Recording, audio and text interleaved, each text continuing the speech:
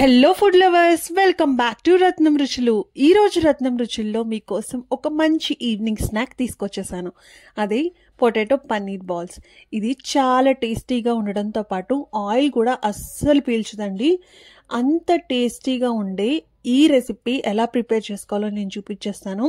Video end వరకు ఎక్కడ miss అవ్వకుండా చూడండి. ఇది పిల్లలకైతే బాగా నచ్చుతుంది.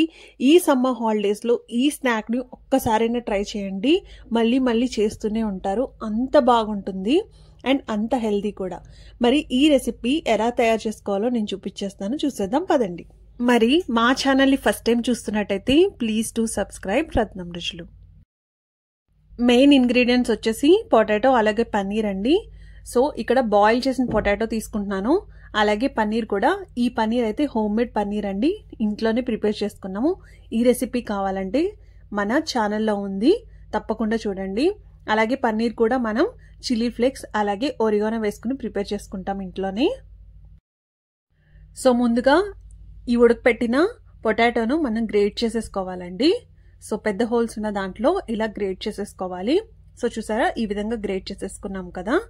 అలాగే దీంతో పాటు మనం ముందుగా ప్రిపేర్ చేసుకున్న పన్నీర్ ఉంది కదా, దాంట్లో ఈ పొటాటోను వేసేసుకోవాలి. బాయిల్ చేసిన పొటాటోను వేసేసుకొని దీంట్లో ఇప్పుడు కొంచెం పెప్పర్ పౌడర్ వేసుకోవాలి.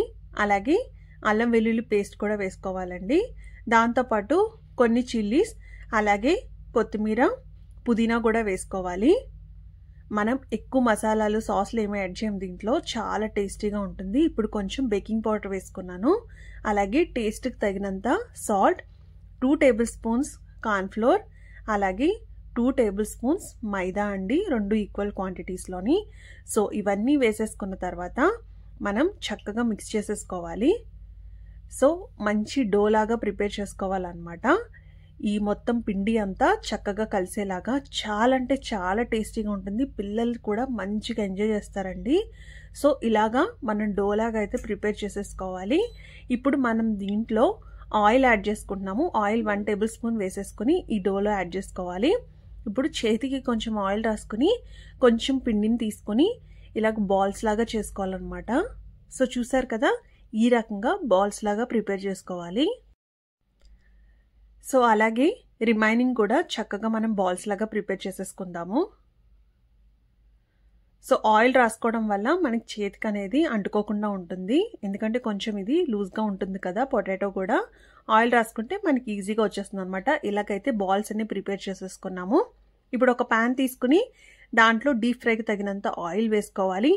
ఆయిల్ మరీ హీట్ అవ్వకూడదండి, మీడియంగా హీట్ అవ్వాలి. మరీ హీట్ అయిపోతే అవి తొందరగా బ్రౌన్ కలర్ వచ్చేస్తాయి. దానివల్ల లోపల అనేది ప్రాపర్గా కుక్ అవ్వదు అనమాట. మీడియం హీట్లో ఉన్నప్పుడు మీరు బాల్స్ అనేవి వేసేసుకోండి. దాంట్లో స్లోగా వేసుకోండి. సో చూసారా, ఇప్పుడు నేనైతే అన్ని బాల్స్ వేసేసుకున్నాను. సిమ్లో పెట్టుకుని ఫ్రై చేసుకోండి. చక్కగా అన్ని సైడ్స్ కూడా మంచి కలర్ వచ్చేంత వరకు ఫ్రై చేసుకోవాలి. సో చూసారా, చాలా చక్కగా ఫ్రై అవుతున్నాయి. సో ఇప్పుడు మనకి ఈ కలర్ వస్తే సరిపోతుంది అనమాట.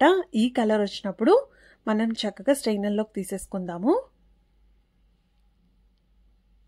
సో ఇలాగా అన్ని ఫ్రై అనేవి స్ట్రైనర్లో తీసేసుకోవడమే.